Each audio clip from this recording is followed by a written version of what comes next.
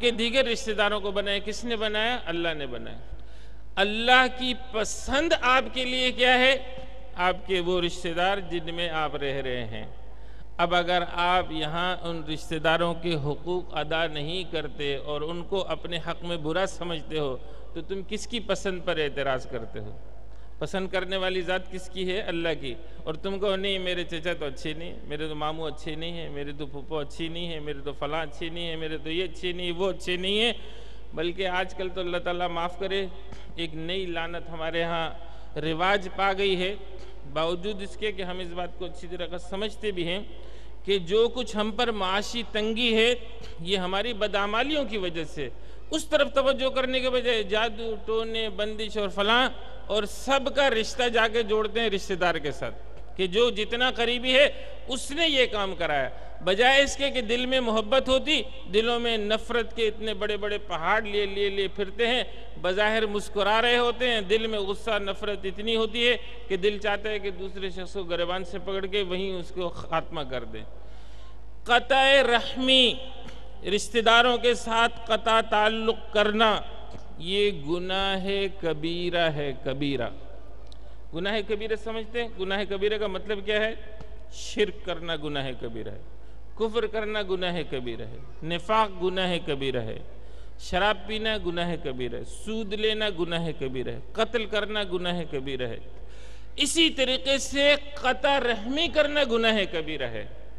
ہم قطع رحمی کو گناہ ہی نہیں سمجھتے، تو لوگ جواب میں کہتے ہیں کہ مولوی صاحب بات دراصل یہ ہے ہم تو اچھے ہیں پر دوسرے اچھے نہیں ہیں، ہم اچھے ہیں، ہم حسن سلوک سے پیش آتے ہیں پر جواب اچھا نہیں ملتا۔ اگر بدلے کا جواب مل جائے تو خوبی کیا ہے؟ آپ نے کسی کو سلام کیا اس نے جواب دے دیا تو کمال کیا ہوا؟ کمال تو یہ ہے سرکار دو عالم صلی اللہ علیہ وسلم پر ایک دن کچرا نہیں پھینکا تو آپ عیادت کے لیے تشریف لے گئے کہ بوڑھی اماں کیا بات ہے آج کرم فرمائی نہیں ہوئی، آج کچرا نہیں پھینکا۔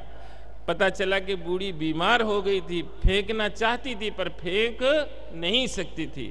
حضور اکرم صلی اللہ علیہ وسلم نے فرمایا سل من قطعک، جڑو اس سے جو تم سے کٹے، اعطی من حرمک، اسے دو جو تمہیں محروم رکھے۔ یہ ہے نیکی، یہ ہے رشتہ داروں کا حق۔ جو تم سے اچھا سلوک کرے نہیں، برائی کرے تم برائی کے مقابلے میں بھلائی کرو۔ جب یہ کام کرو گے تو نتیجہ کیا ہوگا؟ اللہ تعالیٰ تمہارے رزق میں برکت دے گا، تمہاری عمر میں برکت دے گا۔ رشتہ داروں کے ساتھ حسن سلوک کا نتیجہ کیا ہوتا ہے؟ دنیا میں فائدہ کیا ہے اس کا؟ اللہ عمر میں برکت دیتے ہیں، اللہ تعالیٰ رزق میں برکت دیتے ہیں۔ رشتہ داروں کے بعد میرے بھائیو بزرگوں، رشتہ داروں کے ذیل میں ایک اور بات بھی ذہن میں آ گئی۔ بہت سے لوگ صاحب حیثیت ہوتے ہیں، ان کے پاس وسعت ہوتی ہے اور ان کے بہت سے رشتہ دار غریب ہوتے ہیں۔ اب یہ زکوٰۃ نکال رہا ہے تو زکوٰۃ رشتہ دار کو نہیں دے گا اس لیے کہ ناراضگی ہے، دوسروں کو دے دے گا اس کو نہیں دے گا، دوسروں پر انفاق کرے گا اس پر نہیں کرے گا۔ یاد رکھیے رشتہ دار پر انفاق کرنا دوہرے اجر کا سبب ہے، ایک انفاق کا اور ایک صلہ رحمی کا۔ حضور اکرم صلی اللہ علیہ وسلم کی بعثت کا مقصد ہی یہی تھا کہ آپ مکارم اخلاق کی تکمیل کے لیے آئے تھے۔ بعثت لأتمم مکارم الاخلاق۔ میرے بھائیو بزرگوں، اپنے اپنے رشتہ داروں کے ساتھ حسن سلوک کو اپنی عادت بنائیے۔ دوسرا ہے والمسکین، اور مسکین کو، مسکین وہ ہے جو اپنی کوشش کے باوجود اپنی سفید پوشی کا بھرم قائم نہیں رکھ پا رہا ہے، محنت کرتا ہے، مزدوری کرتا ہے، کوشش کرتا ہے، لیکن اس کے باوجود اس کی ضروریات پوری نہیں ہو رہی ہیں۔ تو معاشرے کے اوپر یہ حق ہے کہ ایسے لوگوں کی مدد کرے۔ وَفِي أَمْوَالِهِمْ حَقٌّ مَعْلُومٌ لِلسَّائِلِ وَالْمَحْرُومِ۔ جو پسماندہ طبقے ہیں، جو ضرورت مند لوگ ہیں، ان کے اوپر خرچ کرنا یہ مالداروں کی جو وسعت رکھتے ہیں یہ ان کی اخلاقی ذمہ داری تو اپنی جگہ پر ہے، اخلاقی نہیں شرعی ذمہ داری ہے۔ اللہ تعالیٰ قیامت کے دن پوچھیں گے اے ابن آدم، اے آدم کے بیٹے، میں نے تجھ سے کھانا مانگا تھا تو نے مجھے کھانا نہیں دیا؟ جواب دے گا اللہ آپ سب کی پرورش کرنے والے ہیں، میں آپ کو کیسے کھانا کھلاتا؟ تو جواب آئے گا فلاں غریب تیرے پاس آیا تھا، فلاں مسکین تیرے پاس آیا تھا، اگر تو اس کو کھلا دیتا تو مجھے اس کے پاس پاتا۔ میں نے تجھ سے پانی مانگا تھا، تو نے مجھے پانی نہیں دیا۔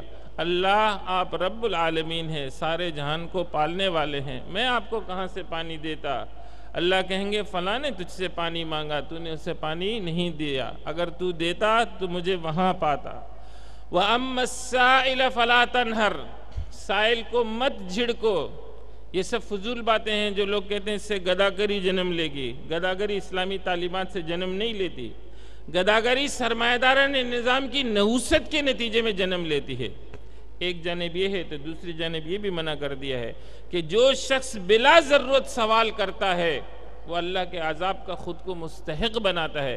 قیامت کے دن وہ اس حال میں پیش ہوگا کہ اس کے چہرے پر گوشت نہیں ہوگا، اس کے چہرے پر گوشت نہیں ہوگا۔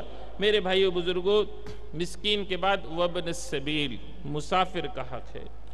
ایک مسلم معاشرے میں جو شخص مسافر ہو، مہمان ہو، باہر سے آیا ہو، اس کا حق ہے کہ اس کا اکرام کیا جائے۔ حضور اکرم صلی اللہ علیہ وسلم کی حدیث مبارک ہے، فرمایا من کان یؤمن باللہ والیوم الآخر فلیکرم ضیفہ، جو اللہ اور اللہ کے رسول پر ایمان رکھتا ہو وہ اپنے مہمان کی مہمان نوازی کرے۔ ایک دفعہ تو اچھی مہمان نوازی کرے، اور 3 دن مہمان کا حق ہے کہ اس کی ضیافت کی جائے۔ اور اگر آپ مہمان کو اپنے اوپر بوجھ سمجھنے لگ جائیں تو پھر آپ سمجھ لیجئے کہ اسلامی تہذیب سے آپ کا واسطہ کمزور پڑتا جا رہا ہے، آپ مغربی تہذیب کے دلدادہ ہوتے چلے جا رہے ہیں۔ یہ مغربی تہذیب ہے جہاں نہ رشتہ داروں کے حقوق ہیں، نہ اپنوں کے حقوق ہیں، نہ ماں باپ کے حقوق ہیں۔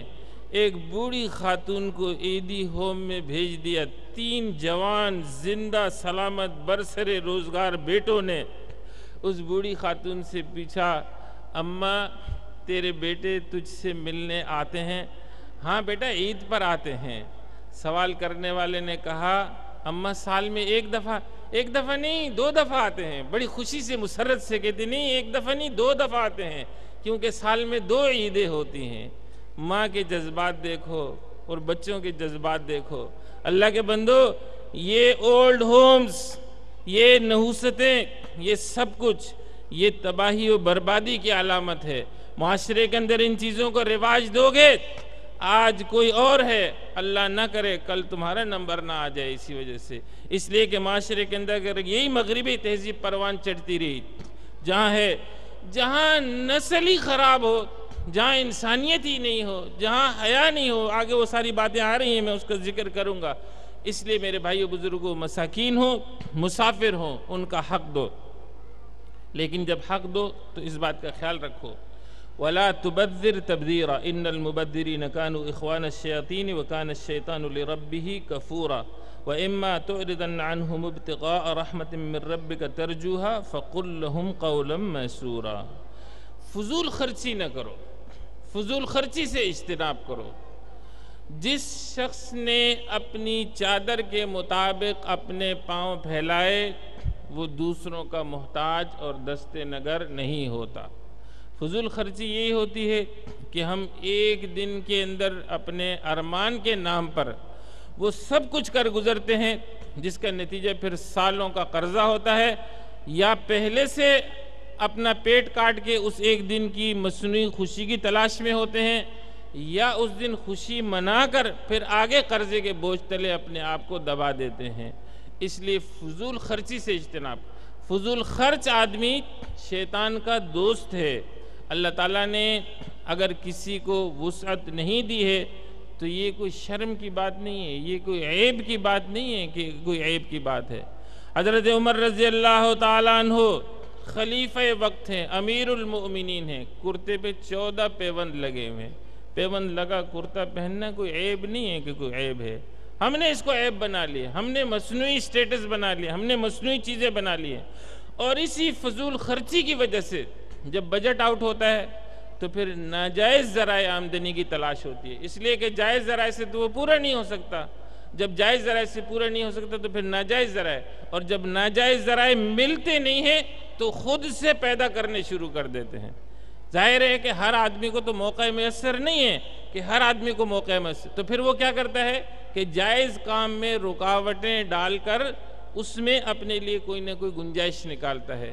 ایک وزیر با تدبیر تھے، ان کی عادت تھی وہ حد درجے کرپٹ اور بدعنوان تھے، اپنے لیے کوئی نہ کوئی راستہ نکال، تو بادشاہ وقت کو بڑی پریشانی، تنگ آ گئے اس نے کہا کہ جاؤ تم سمندر کی لہریں گنو کہ سمندر میں کتنی لہریں اٹھتی ہیں۔ وہ جا کے وہاں ڈیوٹی پہ بیٹھ گیا، 1 دن 2 دن 3 دن بیچارے کو اوپر کی آمدنی نہیں ہو رہی، پریشان ہوا۔ اتفاق سے ساحل سمندر پہ گزرنے والا ایک شخص وہاں سے گزرا، اس کے ذہن میں ترکیب آئی، اس کو روکا، اس نے کہا میاں میں لہریں گن رہا تھا، تو نے میری گنتی خراب کر دی، سرکاری کام میں مداخلت کی، لہٰذا تو قابل سزا ہے یا اتنے پیسے دے۔ یعنی یہاں موقع نہیں ہے، وہاں موقع پیدا کر لیتے ہیں۔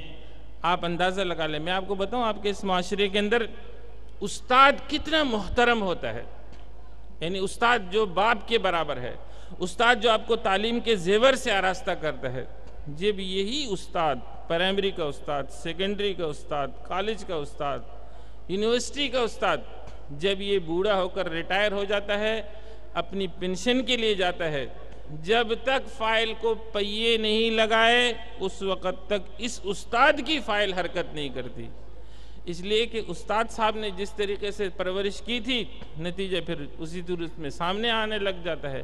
تو اس لیے میرے بھائیو بزرگوں، خواتین اسلام فضول خرچی سے اجتناب کریں، اور اس معاملے میں خواتین بالخصوص، اس لیے کہ خواتین پر خرچ کرنے کی ذمہ داری ہے، کمانے کی ذمہ داری نہیں ہے۔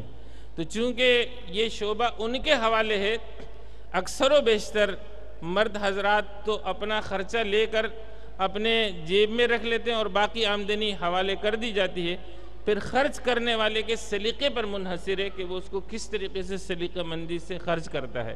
اگر مرد کمائے بھی خرچ کرنے پہ آئے تو یہ خرچ کر بھی نہیں سکتا، یہ چاہے جتنا کمائے، یہ سلیقہ اس کو آتا بھی نہیں ہے۔ طریقہ بھی یہی ہے کہ امور خانہ داری بہرحال خواتین کو دیے جائیں، انشاءاللہ تعالیٰ اس پر جب کل خان کی زندگی پر بات ہوگی تو بات کروں گا۔ اگر حالت ایسی ہو کہ تمہارے پاس وسعت نہیں ہے، گنجائش نہیں ہے، رشتہ داروں کو نہیں دے سکتے ہو، مسافر کو نہیں دے سکتے ہو، سائل کو نہیں دے سکتے ہو، تو کیا کرو؟ اس صورت میں تم نرم جواب دو، جھڑکو مت۔ دوسری جگہ اللہ فرماتے ہیں قول معروف ومغفرۃ خیر من صدقۃ یتبعها اذی، ایک اچھی بات، معاف کر دینا، جان چھڑا دینا، منع کر دینا، اس سے بہتر ہے کہ آدمی دے کر دوسرے شخص کو روحانی اذیت میں مبتلا کرے۔ جہاں فضول خرچی سے منع کیا وہاں وَلَا تَجْعَلْ يَدَكَ مَغْلُولَةً إِلَىٰ عُنُقِكَ وَلَا تَبْسُطْهَا كُلَّ الْبَسْطِ فَتَقْعُدَ مَلُومًا